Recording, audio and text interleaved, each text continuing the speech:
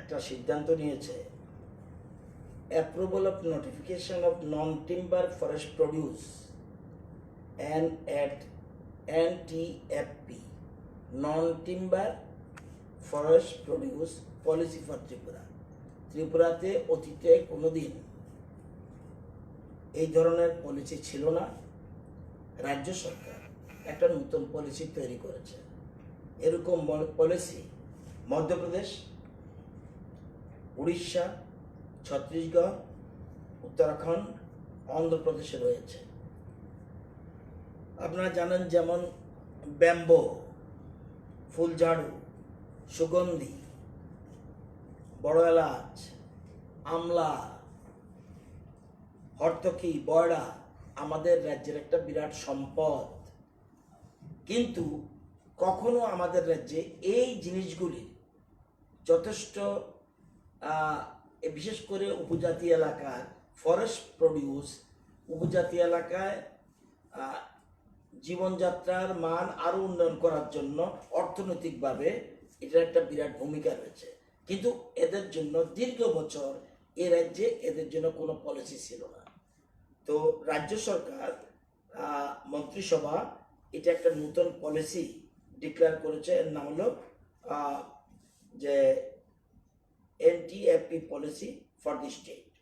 This is an important requirement for systematic development. এখন আছে এমনি গাছ উঠে যায়, কিছু কিছু গাছ এমনি কিন্তু উঠে যায়। Systematic development of the minor forest produce, also called non-timber forest produce, NTFP for development, scientific harvest. আমরা এখন যে চাষটা করবো এটা বৈজ্ঞানিক পদ্ধতিতে আমরা হারভেস্টিংটা করব। And value addition to increasing income generation, option for the forest dwelling people, especially the tribal এলাকা and other weaker sections dependent on forest. এটা আগে ছিল না, আমাদের করছে। আমরা জানেন যে আমাদের রাজ্যে এই ফুলঝাড়ু উৎপাদন হয় 800 মেট্রিক টন প্রতি বছর। 800 মেট্রিক টন ফুলঝাড়ু আমাদের রাজ্যে উৎপাদন হয়। সুগন্ধি এটা 200 মেট্রিক টন উৎপাদন। বড় এলাচ এটা 200 মেট্রিক টনের মতো। এবং ব্যাম্বো 3617 স্কোয়ার কিলোমিটার, 3617 কিলোমিটার মধ্যে ব্যাম্বোটা আমাদের চাষ হয়। তো এটা একটা ইম্পর্টেন্ট জিনিস, সেজন্য আমাদের সরকার এর জন্য এটা একটা পলিসি তৈরি করেছে। আমরা জানেন জাইকা প্রজেক্ট ফেজ 2-তে 1000 কোটি টাকার একটা প্রজেক্ট রয়েছে। জাইকা প্রকল্পের একটা আমরা জানেন আমাদের সরকার আসার পর 1000 কোটি টাকার জাইকা প্রকল্পের জন্য সেকেন্ড ফেজে আমরা ইনভেস্ট করতে যাচ্ছি। অলরেডি অ্যানাউন্স দেয়া, সেখানে বলা হচ্ছে এই জাইকার যে টাকা 25% রিজার্ভ অনলি ফর দিস, এই যে এটার জন্য। এবং এই জন্য Japan international agency has also agreed to provide financial support of rupees 16.50 crore, 16,50,00,000 টাকা 5 বছরের জন্য NC অফ দি পারপাস। এবং এটার জন্য আমরা সিদ্ধান্ত নিয়েছি। এবং এই জন্য আমরা একটা কারণ আমরা মনে করি এটাকে জঙ্গলের মধ্যে হচ্ছে ঠিকই, কিন্তু এটার জন্য চাষ সঠিকভাবে বৈজ্ঞানিক পদ্ধতিতে কোনো সময় করেনি। এবার জাইকা প্রকল্পের মধ্যে 25% 25% মানি এটার জন্য রিজার্ভ রাখতে হবে। এই নন টিম্বার ফরেস্ট প্রডিউস যেগুলি এটার জন্য করা হবে। এই জন্য আমরা মন্ত্রিসভা অনুমোদন দিয়েছি এবং MOU অলসো আমাদের মৌ স্বাক্ষর হয়ে গেছে। অগাস্ট 2018-তে এটা মৌ স্বাক্ষরিত হয়েছে। তো এবং এই জন্যই আমরা এই মন্ত্রিসভা এটা আমাদের প্রয়োজন রয়েছে। রাজ্যের বিশেষ করে উপজাতি এলাকার মানুষরা যাদের ফরেস্ট জিনিসের উপর অনেক কিছু নির্ভর করে তাদের জীবনযাত্রার মান, সেই জন্য আমরা এটাকে মন্ত্রিসভা অনুমোদন দিয়েছি। এখন থেকে বৈজ্ঞানিক পদ্ধতিতে এই জিনিসগুলি চাষবাস হবে। এবং অনেকগুলি জিনিস আছে যেমন bamboo, medicinal and aromatic plants, broom grass, large cardamom, Sugandha Mantri, যেটাকে গন্ধকি বলে, and a variety of foodstuff such as vegetables, fruits, nuts ইত্যাদি। এই জিনিসগুলি আমরা ক্যাবিনেট ডিসিশন নিয়ে অ্যাপ্রুভাল দিয়েছি মন্ত্রিসভা। এটা 20 মার্চ আপনাদেরকে জানানো হয়নি, সেজন্য জানিয়ে দিলাম। আজকে একটা যেহেতু প্রেস মিট করছি, এই জন্য আপনাদেরকে জানিয়ে দিলাম। আপনাদের একটা অভিযোগ থাকে যে ক্যাবিনেটের অনেক জিনিস আপনারা জানেন না, এই জন্য আপনাদেরকে ব্রিফ করে দিলাম। আরো ক্যাবিনেট আছে, এক এক দিন এক একটা বলে দেবো, আপনাদের সুবিধা হবে।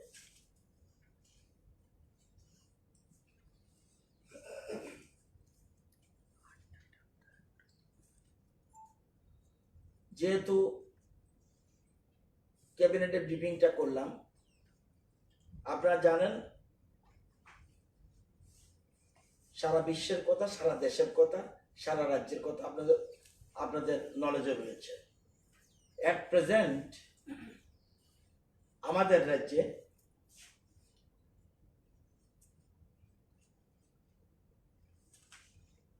একশো বেডের, প্রথম 40 ছিল, 100 বেডের জিবি হসপিটালে, যেটা ডেডিকেটেড কোভিড হসপিটাল রয়েছে, এটা হলো for treatment.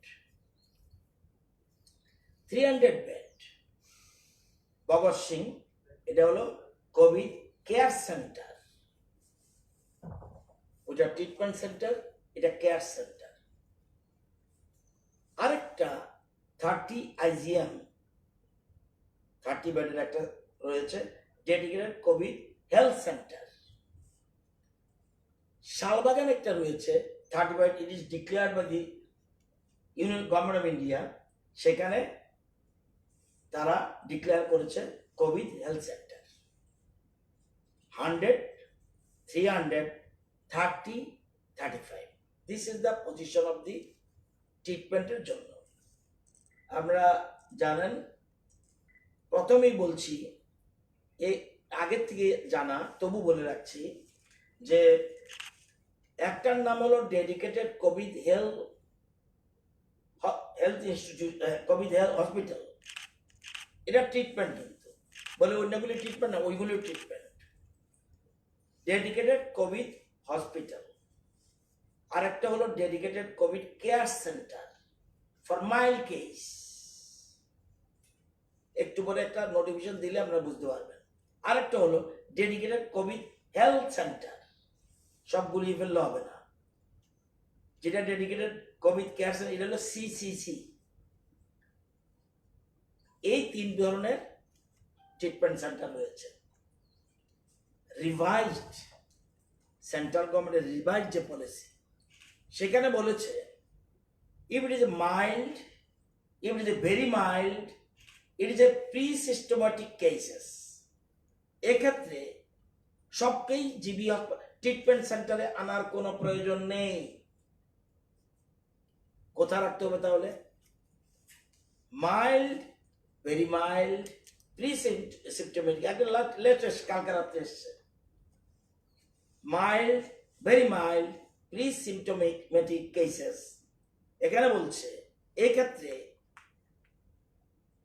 admitted to a COVID care facility, admitted to a COVID care facility will undergo regular temperature and pulse oximetry monitoring. The patient can be discharged after 10 days. বলছে এটা কিন্তু তুমি দেখবে, তুমি ভর্তি করবে কোথায়?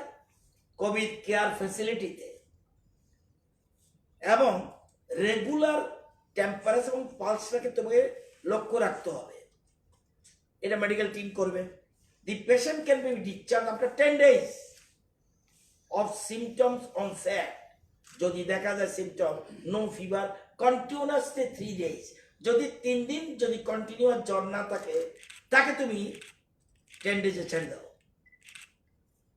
বলছে there will be no need of testing for prior to discharge. Discharge করার আগে তোমার কোনো প্রয়োজন নেই কোন রকম টেস্ট করার, কিন্তু আমরা রাজ্য করব। there will be no need for testing prior to discharge, তবু আমরা করব। অধিকন্ত নদোষে আমরা মেডিকেল টিম যেহেতু থাকবে, বলছে 10 দিনের মধ্যে তুমি ছেড়ে দাও। আমাদের রাজ্যে যদি দেখা যায় দুটো কেস ছাড়া সবগুলি কিন্তু asymptomatic. only 2 cases, one BSF জওয়ান, নাম তো বলতে পারবো না, one BSF জওয়ান, আরেকটা হলো কমন। এই 2 কেসেস সিম্পটোমেটিক আর বাকি সব অ্যাসিম্পটোমেটিক। তবু আমরা যেহেতু ট্রিটমেন্ট সেন্টার রয়েছে, এতদিন সিট খালি পড়ে রয়েছে, তবু আমরা এখানে এনেছি।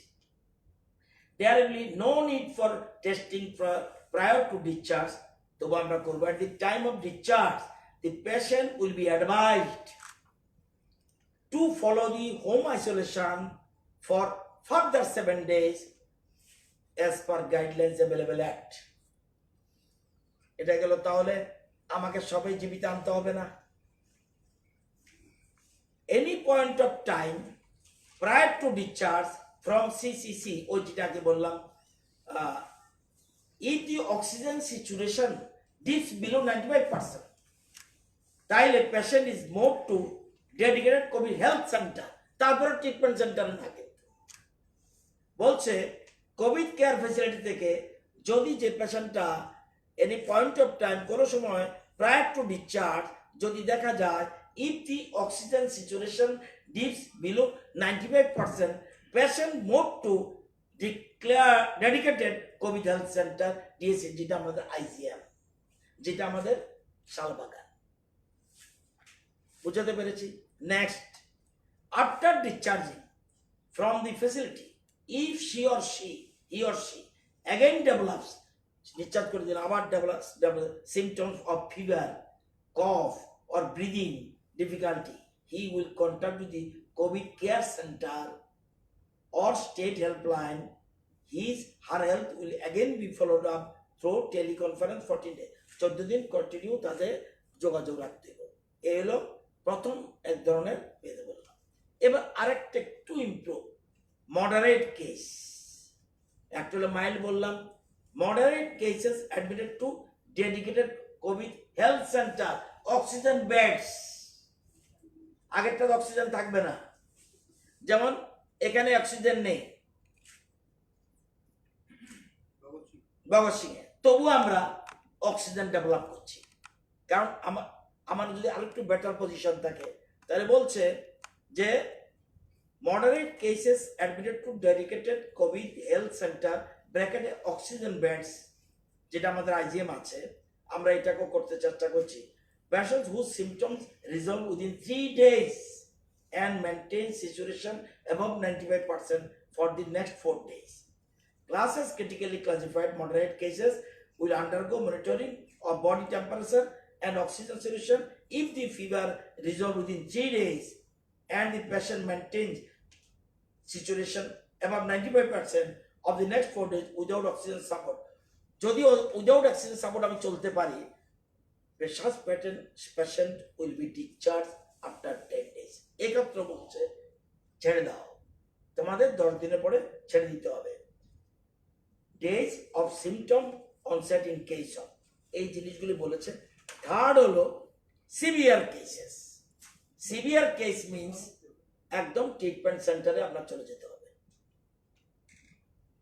এটা কালকে রাত্রে ডেভেলপমেন্ট, এটা এই জন্যই বলা আছে 3টা ভাগ, একদম ফটো একে দিয়ে দিয়েছে।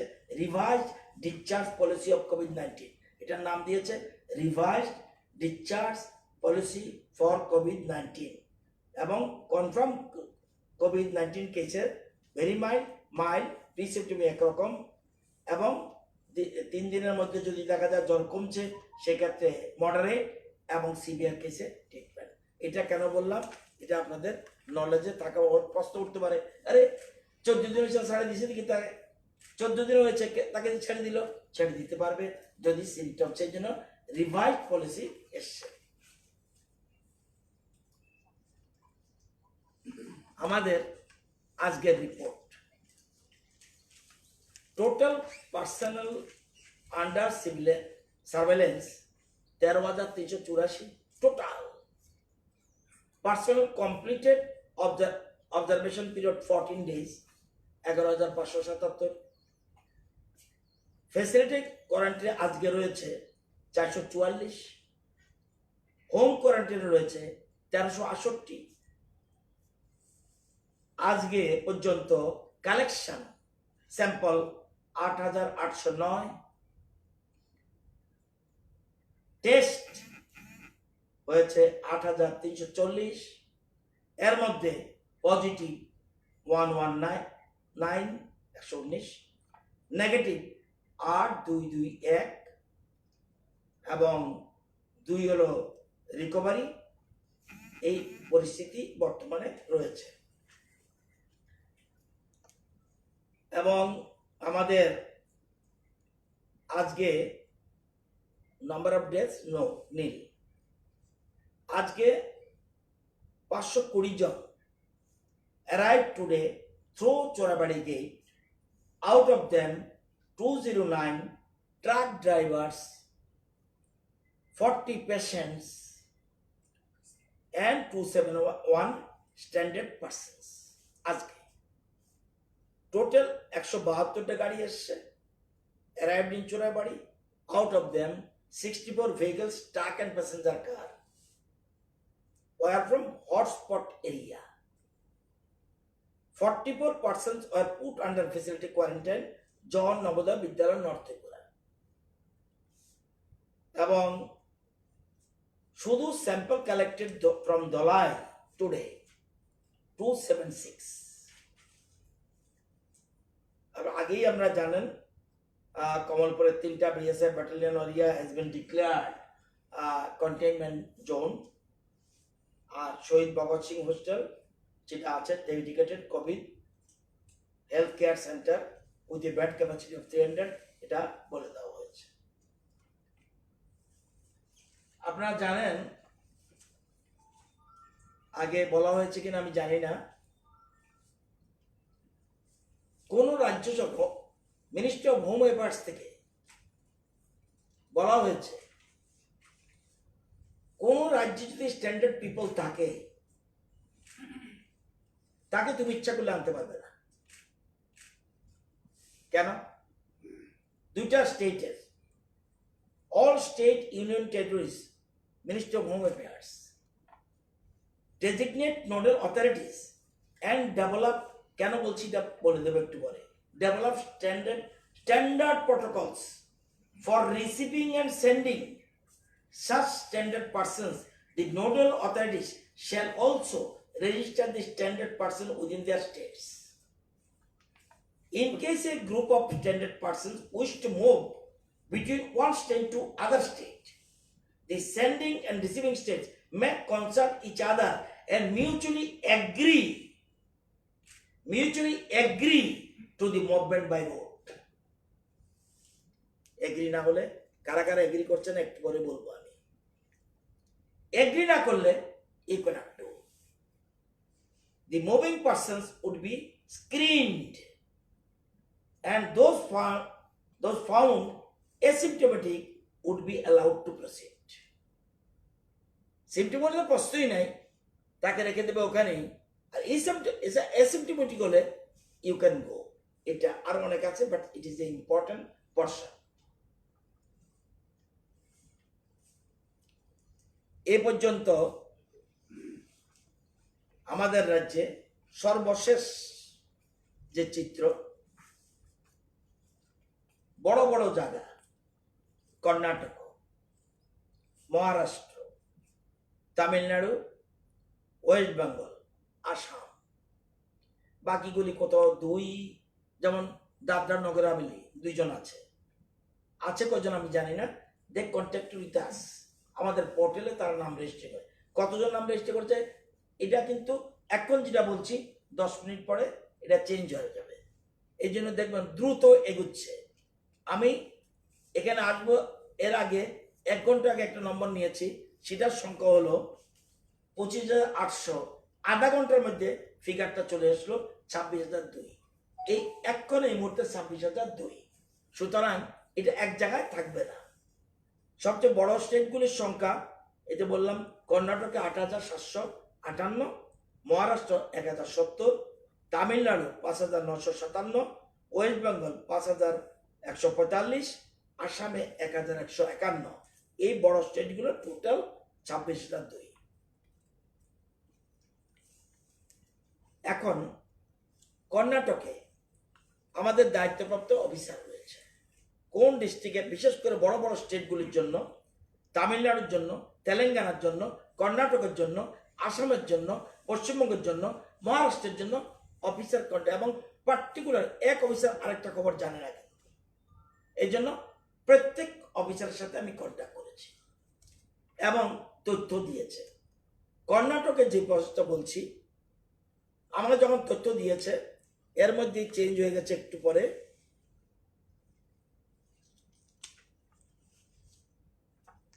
কর্ণাটক থেকে ত্রিপুরার পোর্টালে কর্ণাটক 8,758। আমি যখন কথা বলেছি তখন 8,627 ছিল। তার মানে একটু পরে আমি আগেরটা আমি যেটা বলছি সেটা বলি। কর্ণাটকে 8,627, আগামীকাল 10 তারিখ, আগামীকাল 10/5/20 কর্ণাটক থেকে একটা ট্রেন 1200 প্যাসেঞ্জারকে নিয়ে ট্রেন ছাড়বে, যদি রাতে কোনো অঘটন না ঘটে থাকে। আগামীকাল 10/5/2020 1200 যাত্রী নিয়ে, 1200 বেশি একজন উঠতে পারবে না, ট্রেন ছাড়বে। এই যে ট্রেন কটায় ছাড়বে আমি জানি না, আপনিও জানতে পারবেন না।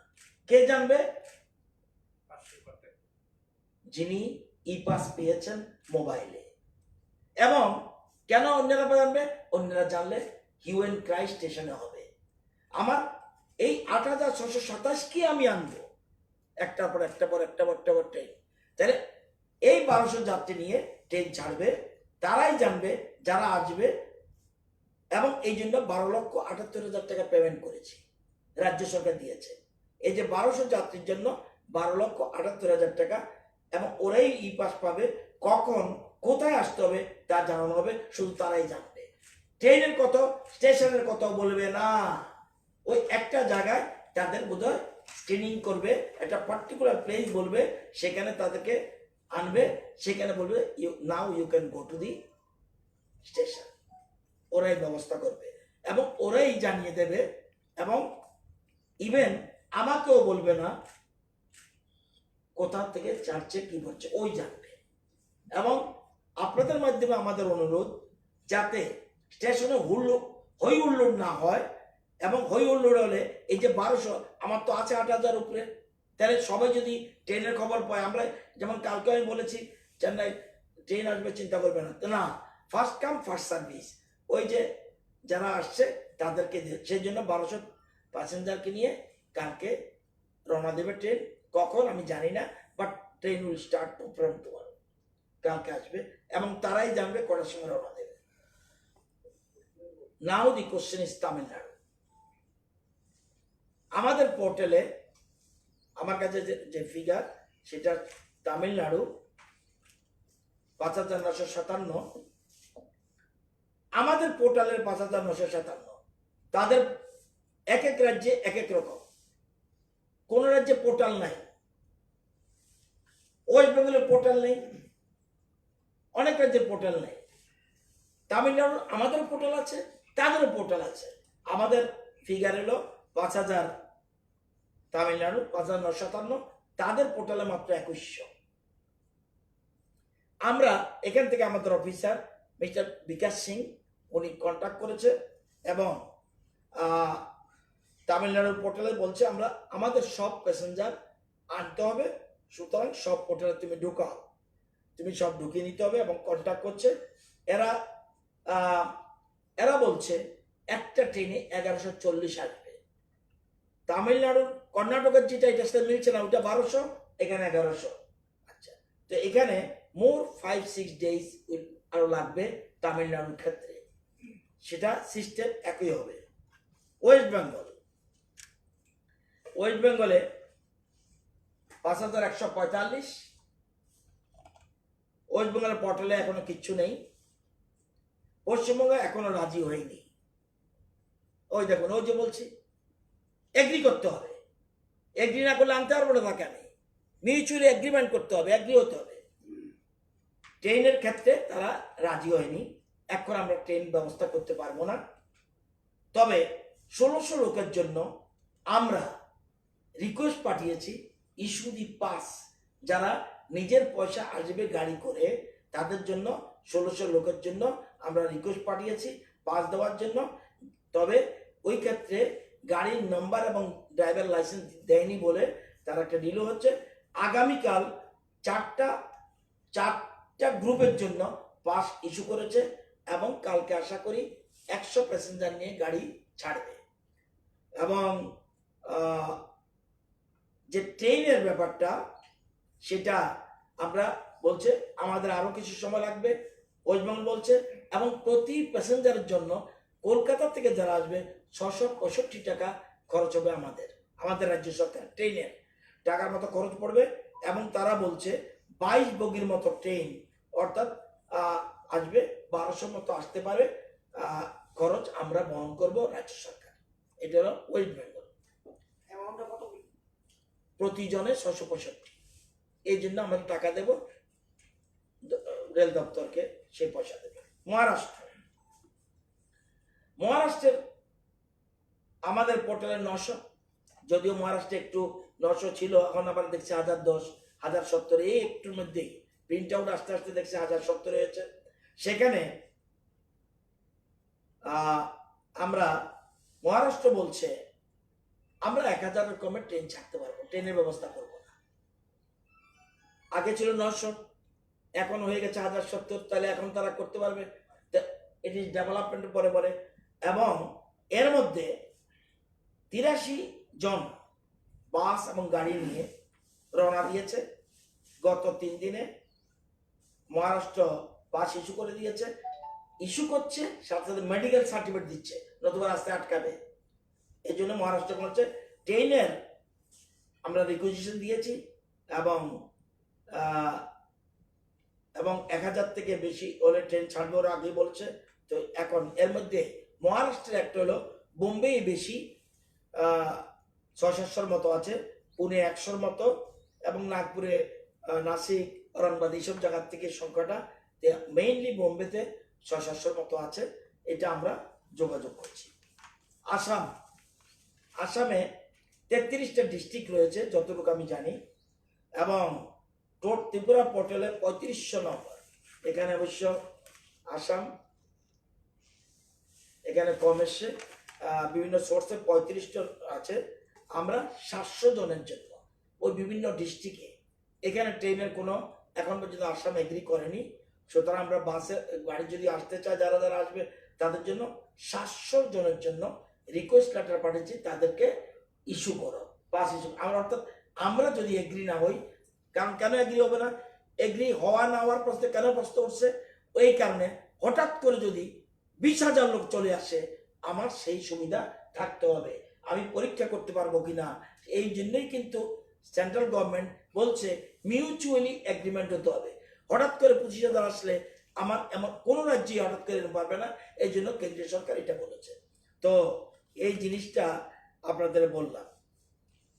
এবং আমাদের গভর্নমেন্ট চিফ সেক্রেটারি সব রাজ্য সরকারের সাথে যেখানে যেখানে আছে, সব জায়গায় যেখানে যেখানে ট্রেনের কথা আমরা বলেছি, আমরা মূলত এখন গুরুত্ব দিয়েছি ট্রেনের ক্ষেত্রে মহারাষ্ট্র, তামিলনাড়ু, কর্ণাটক, ওয়েস্ট বেঙ্গল। এক্ষেত্রে দিল্লির জন্য আমরা এখনো ট্রেন চাইনি, কিন্তু দিল্লির সংখ্যা খুব বেশি না যতটুকু আমি জানি। তেলেঙ্গানা এবং কেরালা থেকে কোনো রিকোয়েস্ট আসেনি? তেলেঙ্গানা আজকে সকালে ডিজিপি প্রেস মিট করলো, ত্রিপুরার নামও নিল, ওখান থেকে রিকোয়েস্ট পাঠানো হলো কনসেন্টের জন্য, আপনারা কনসেন্ট পাঠাননি এই বলে। তাহলে করবে, দেখা যাবে। একটা বুঝতে হবে, সব মাল 25,000 একবার ঢুকিয়ে দেবো এলাকা রাজ্যে। সেই জন্য আমরা চিঠি দিয়েছি, প্রায়োরিটি দেখুন চিঠিটা কি বলছি, এই দেখেন আমরা কি ক্ষেত্রে গুরুত্ব দিয়েছি। আমরা গুরুত্ব দিয়েছি প্রথমে হলো রোগী, সেকেন্ড টুরিস্ট, থার্ড তীর্থযাত্রী, ফার্স্ট পেজে স্টুডেন্টরা ফার্স্ট এন্ড সেকেন্ডে মিলিয়ে আসবে। এরকমভাবে আমরা প্ল্যান করেছি এবং সেই জন্যই আমরা তাহলে হায়দ্রাবাদ তো তেলেঙ্গানা হায়দ্রাবাদ সেখানের জন্য আমরা প্রিপারেশন নিয়েছি, চিঠি যাবে এর মধ্যেই। তেলেঙ্গানার যে দায়িত্ব, ইয়েস, এখন আপনাকে দিতে পারিনি কেন, তেলেঙ্গানার সহদেব বাবু দায়িত্ব, সহদেব বাবুর সাথে আমি কন্ট্যাক্ট করতে পারিনি। নিশ্চয়ই উনি কিন্তু এই যে বাকি 5 জনের কথা বললাম কেন, তো সহদেব বাবু যদি কথা বলতে পারতাম, নিশ্চয়ই কিছু স্টেপ নিয়েছে, আমি নিশ্চিত স্টেপ নিয়েছে। কি স্টেপ নিয়েছে আমি বলতে পারবো না।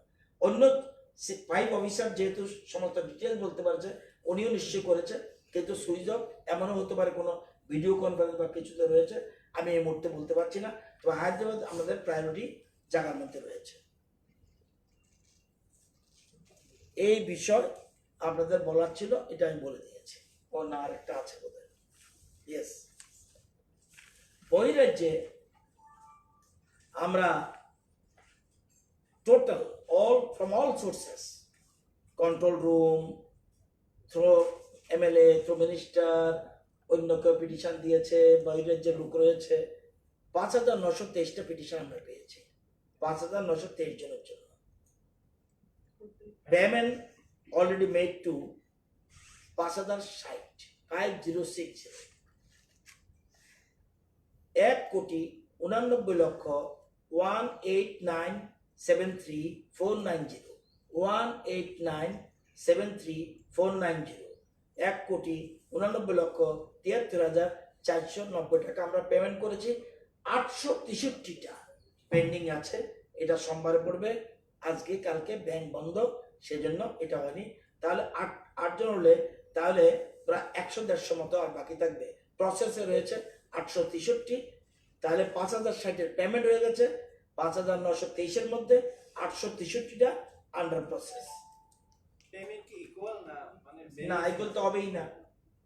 কেউ বলছে আমি 300 টাকা আমার ঘর ভাড়া, তা 300ই পাবে। কেউ বলছে আমার 700 টাকা ঘর ভাড়া, কেউ বলছে আমার 1300 টাকা ঘর ভাড়া, সে 1000 পাবে।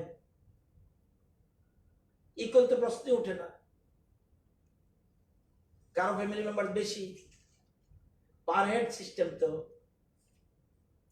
আমরা তো বলছি যদি খাওয়ার জন্য আমরা 150 টাকা ত্রিপুরা ভবন ছাড়া, আর থাকার জন্য 1000 টাকা সর্বোচ্চ। এটা যে যেরকম রিকোয়ার ওয়ান টাইম, এটা দুবার করে হচ্ছে না। ডুপ্লিকেট পিটিশন আমি ওই দিনে বলেছিলাম 235-এর মতো বোধহয় ডুপ্লিকেট পিটিশন করেছে। এটা হতে পারে এই ধরনের তো কতদিন আমরা দেখিনি। এই ধরনের পরিস্থিতি কি আমরা সাংবাদিক বন্ধু বলেন, রাজনীতিবিদ বলেন, প্রধানমন্ত্রী বলেন, মুখ্যমন্ত্রী, কেউ কি দেখেছে? কেউ দেখেনি। এটার জন্য আমরা তৈরি ছিলাম না। সুতরাং কিছু কিছু ভুল ত্রুটি আমাদের থাকবে। তবু আমি যতটুকু বুঝি, আপনারা ভেরিফাই করবেন, আমাদের রাজ্যে যে লোকগুলি আসবে তাদেরকে জিজ্ঞেস করে দেখবেন তোমাদের কি 5 টাকা দিয়েছে কেউ অন্য রাজ্যের? আমরা কিছু দিয়েছি। আমরা যে এদের জন্য আমরা প্রায় 2.5 কোটি টাকার মতো যাবে। আমাদের রাজ্যের 33,000 যে আমাদের ইয়ে রয়েছে, লোক রয়েছে যারা আউটসাইডার, তাদেরকে আমরা পাঠাচ্ছি। এই পয়সা আমরা দিচ্ছি, এই পয়সা আমরা দিচ্ছি।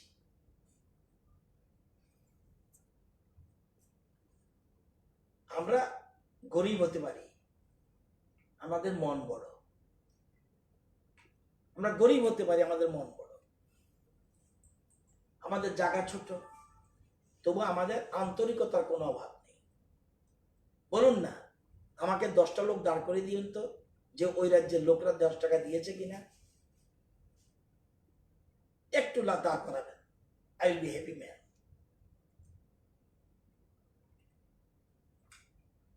তবুও আপনারা যখন যেটা বলছেন আমরা চেষ্টা করছি, যতটুকু সম্ভব আমরা করছি। আপনাদের কোনো কোশ্চেন থাকলে বলতে পারেন। আছে, আজকে যে আমি বলছি একটু আগে যে সংখ্যাটা বলছি, ধলাই যেটা বলছি, দেখুন ধলাই একটা সংখ্যা বলছি 276 রাখেন। ইয়েস, এর মধ্যে গুড নাম্বারস আগের যেগুলি লিঙ্ক ছিল সেই লিঙ্ক অলমোস্ট কমপ্লিটেড, আগের যেগুলি লিঙ্ক ছিল চেঞ্জ ছিল সেগুলি অলমোস্ট কমপ্লিটেড। তো সুতরাং আজকে এই যে কালকে রাতের যেটা 30 এটার এখন লিঙ্কগুলি তৈরি হচ্ছে এবং এর মধ্যে কিছু পৌঁছে গেছে। আজকে টোটাল স্যাম্পল বোধহয় 600 সামথিং এর মতো চলছে আমাদের রাজ্যের। আমরা যদিও আমাদের পরিকাঠামো তত না, এর মধ্যেও রাত দিন চিকিৎসকরা, চিকিৎসকের সাথে যুক্ত কর্মীরা যেভাবে, আমি তো লাস্ট ঘুমানোর আগে 12:30টায় ফোন করি, আজকে কটা পর্যন্ত চলছে, স্যার এখনো চলছে। 12:30 তপন মজুমদার তখনও জেগে রয়েছে, হেলথ স্টাফ তখনও জেগে রয়েছে।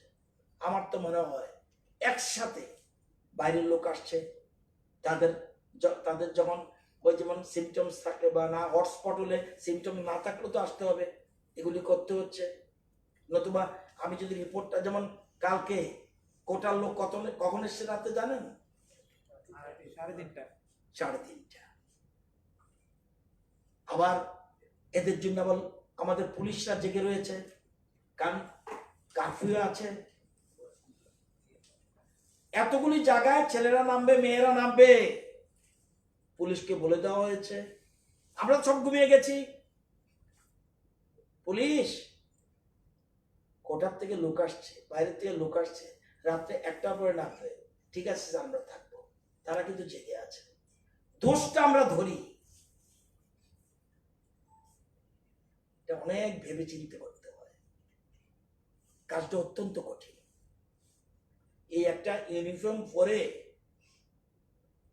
এবার ইউনিফর্ম পরলে যারা চিকিৎসা করছে আবার 14 দিনের জন্য চলে যায়, আবার সেরেই তত বাড়িতে যেতে পারে না, আবার ঢুকে যায়, আবার 14 দিন। তারা তো সত্যিই তো যোদ্ধা। এই ড্রেসটা দেখলে যে কোনো মানুষের জ্বর উঠে যাবে। তো যেটা আপনাদের জানানো উচিত, এই জন্য আমাদেরকে তো রিভাইজড এসছে বা অন্যান্য বিষয় এসছে, এই জন্য বললাম। আর ক্যাবিনেটের ব্রিফিংটা করে দিলাম, কালকে আরেকটা যদি আসি তাহলে কালকে আরেকটা ব্রিফিং করে দেবো। এখন যে 116 জন আছে তারা